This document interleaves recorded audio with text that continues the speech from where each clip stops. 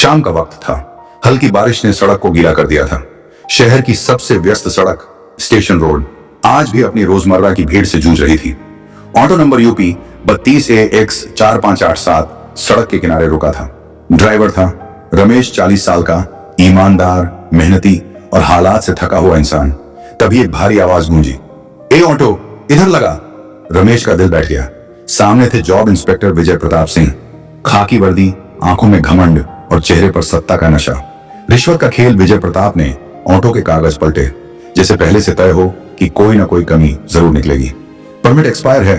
रमेश घबरा गया, कांपती आवाज में बोला, साहब कल ही रिन्यू कराया है, ये देखिए। विजय प्रताप ने कागज फेंका, ज्यादा चालाक मत बन, 500 रुपए निकाल वरना ऑटो सीज। रमेश की आंखें भर आईं। वो 500 रुपए उसके बच्चों की स्कूल फीस थे। साहब मैं गरीब आदमी हूं, लेकिन वर्दी के कान बहरे थे। एक अनदेखी निगाह उसी पल सड़क के दूसरी तरफ एक काली एसयूवी रुकी। उसमें से उतरी एक महिला, सादा सलवार कुर्ता, खुले बाल और आंखों में तेज आत्मविश्वास। नाम अनन्या शर्मा, पद IPS अधिकारी पोस्टिंग। शहर की नई एसपी। आज वो सिविल ड्रेस में निरीक्षण पर थी। उनकी नजर सीधे उस दृश्य पर गई, एक इंस्पेक्टर, एक गरीब ऑटो ड्राइवर और खुलेआम रिश्वत। अनन्या का चेहरा सख्त हो गया। जब वर्दी उतर गई, अनन्या धीरे धीरे आगे बढ़ी। इंस्पेक्टर साहब क्या हो रहा है? विजय प्रताप चौंका। आप कौन हैं? अनन्या मुस्कुराई। फिलहाल एक नागरिक। विजय प्रताप हंसा। तो नागरिक बनकर घर जाइए, सरकारी काम में दखल मत दीजिए। अनन्या ने एक गहरी सांस ली, फिर अपना दुपट्टा उतारा और बैग से IPS बैज निकाला। अब पहचानिए। पूरा माहौल सन्न। IPS अनन्या शर्मा। विजय प्रताप के हाथ कांपने लगे। न्याय की गूंज अनन्या की आवाज में आग थी। एक गरीब से रिश्वत, वो भी खुलेआम। उन्होंने रमेश की तरफ देखा। डरिए मत, अब कोई आपसे 1 रुपया भी नहीं लेगा। विजय प्रताप पसीने में डूब चुका था। मैडम गलती हो गई। गलती नहीं, अपराध। उसी वक्त वायरलेस पर आदेश गया। इंस्पेक्टर विजय प्रताप सिंह को तुरंत निलंबित किया जाता है। रमेश की आंखों से आंसू बह निकले।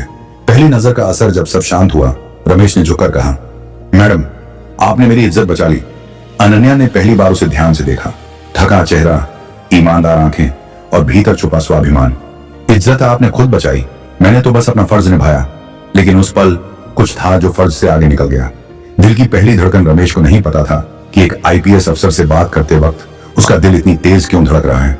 और अनन्या, पहली बार किसी आम आदमी की सच्चाई ने उसके दिल को छू लिया था। वर्दी और गरीबी के बीच एक अनकहा रिश्ता जन्म ले चुका था। रात का सवाल उस रात अनन्या सो नहीं पाई। क्या हर ईमानदार इंसान इतना मजबूर होता है? वहीं रमेश आसमान देख रहा था। क्या भगवान आज सच में सड़क पर उतरे थे? जब दूरी घटने लगी और दिल पास आने लगे। उस रात शहर सो रहा था, लेकिन अनन्या शर्मा की आंखों में नींद नहीं थी। बार बार उसके जहन में वही चेहरा आ रहा था, एक साधारण ऑटो ड्राइवर जिसकी आंखों में डर नहीं, सम्मान था। इतनी सादगी और इतनी हिम्मत? अनन्या ने खुद से सवाल किया। IPS ट्रेनिंग ने उन्हें सिखाया था भावनाओं से ऊपर उठकर फैसले लेना, लेकिन आज दिल दिमाग की बात मानने को तैयार नहीं था। अगली सुबह की शुरुआत सुबह 6 बजे। अनन्या मॉर्निंग वॉक के लिए निकली, बिना सिक्योरिटी, बिना वर्दी, बस एक आम लड़की की तरह। स्टेशन रोड वही थी, लेकिन आज नजरिया बदला हुआ था। और तभी मैडम नमस्ते, आवाज जानी पहचानी थी। अनन्या पलटी। सामने रमेश खड़ा था, ऑटो के पास हाथ जोड़कर। आज जल्दी निकलना पड़ा, सवारी नहीं, बस आपको धन्यवाद कहने। अनन्या मुस्कुराई। धन्यवाद की जरूरत नहीं, आप ठीक तो हैं? रमेश ने सिर हिलाया। आपके बाद पहली बार लगा कि सिस्टम में भी इंसानियत जिंदा है। चाय की वो पहली मुलाकात, रमेश ने झिझकते हुए कहा, अगर बुरा ना माने पास की चाय पी लीजिए। अनन्या एक पल रुकी।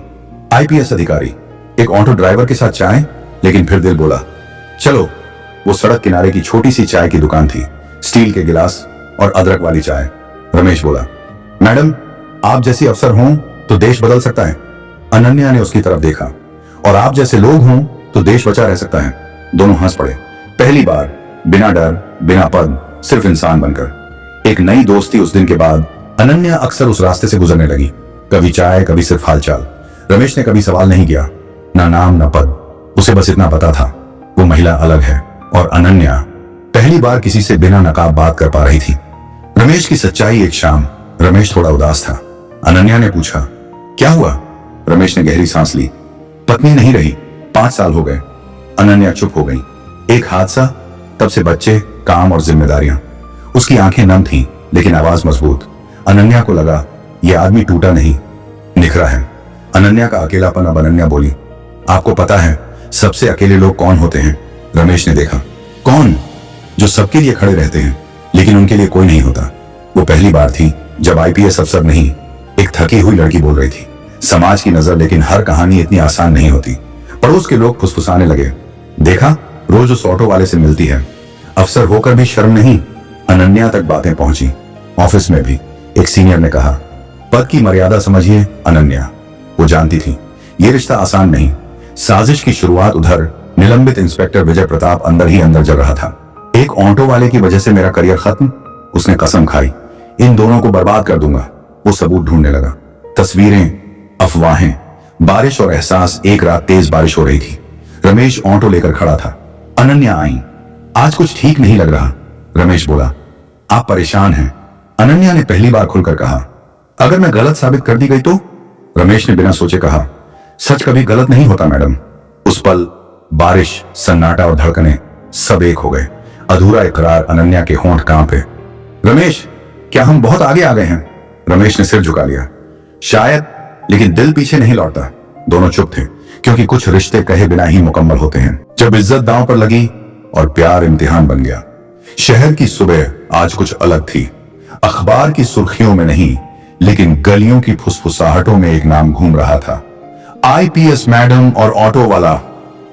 अनन्या शर्मा आईने के सामने खड़ी थी। वर्दी पहनते हुए हाथ रुक गए। क्या वाकई मैं गलत कर रही हूं? आईपीएस की ट्रेनिंग ने सिखाया था, भावनाओं को जेब में रखो, लेकिन दिल, वो तो हर दिन सवाल पूछ रहा था। बदनाम करने की चाल उधर। विजय प्रताप सिंह अब निलंबन से आगे बढ़ चुका था। बदले की आग में उसने एक लोकल रिपोर्टर से सौदा किया। तस्वीरें दूंगा, कहानी तुम बनाओ। अगले दिन एक लोकल पोर्टल पर खबर छपी, क्या आईपीएस अधिकारी ने पद की मर्यादा तोड़ी? तस्वीरें साफ नहीं थी, लेकिन इशारा काफी था। ऑफिस का माहौल। अनन्या को डीजी ऑफिस बुलाया गया। कमरा ठंडा था, लेकिन सवाल गर्म। आप जानती हैं ये सब क्या है? अनन्या सीधी खड़ी रही। सर, मैं किसी अपराध में शामिल नहीं हूं, लेकिन आपकी दोस्ती अपराध नहीं होती। एक पल की चुप्पी, लेकिन समाज के लिए आपकी छवि मायने रखती है। रमेश का टूटना। रमेश ने वो खबर पढ़ ली थी। उसका सिर झुक गया। मैं ही वजह हूं। ऑटो चलाते हुए आज पहली बार उसे स्टीयरिंग भारी लग रहा था। लोग इशारे करने लगे, कुछ हंसे, कुछ ताने। मैडम का ड्राइवर है। उस रात उसने फैसला किया, अब दूरी जरूरी है। वो आखिरी मुलाकात। रात को रमेश ने अनन्या को बुलाया। वही चाय की दुकान, वही बारिश की खुशबू, लेकिन आज आंखों में खुशी नहीं थी। मैडम, हमें मिलना बंद कर देना चाहिए। अनन्या चौंक गई। क्यों? आपकी इज्जत मेरे प्यार से ज्यादा जरूरी है। अनन्या की आंखें भर आईं। तो ये फैसला तुम ले रहे हो? नहीं, हालात।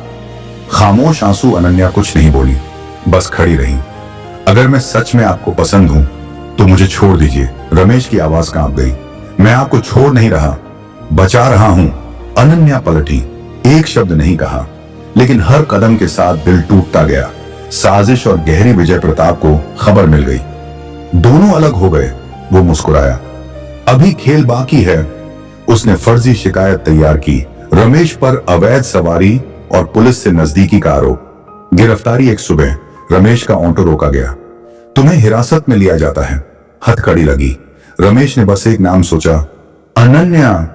अनन्या का विस्फोट। जब अनन्या को खबर मिली, वो तूफान बन गई। बिना सबूत गिरफ्तारी। पूरी फाइल पलटी। नाम देखा, विजय प्रताप सिंह। उसकी आंखों में आग जल उठी। अब नहीं छोड़ूंगी। प्यार बनाम पद। लेकिन सवाल था, अगर वो खुलकर रमेश के पक्ष में आई तो आरोप और गहरे होंगे। क्या मैं अपने प्यार को बचाने के लिए अपनी वर्दी दांव पर लगा सकती हूं? यह फैसला आसान नहीं था,